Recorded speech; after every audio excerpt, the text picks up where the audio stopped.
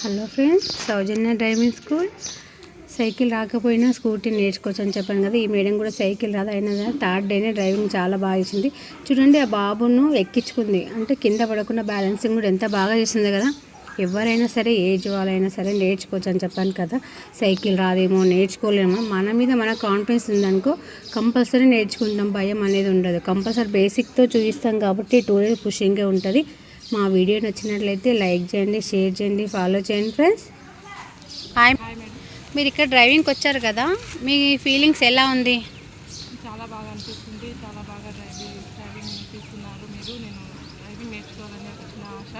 నేర్చుకుంటే మన మీద మన పని మనం చేసుకోవచ్చు, ఒకరి మీద డిపెండ్ అవ్వకుండా అని ఇక్కడ ఇన్స్టాలో మీ నెంబర్ చూసి మీరు బాగా నేర్పించగలరు అని ఇక్కడ సైకిల్ రాని వాళ్ళకు కూడా నేర్పించగలరు.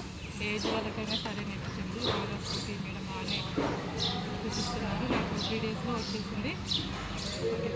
ఇక్కడ ఎవరైనా నేర్చుకోవచ్చా మేడం? ఎవరైనా నేర్చుకోవచ్చు. ఏజ్ వాళ్ళు 50 years వరకు నేర్చుకోవచ్చు. Okay madam, thank you.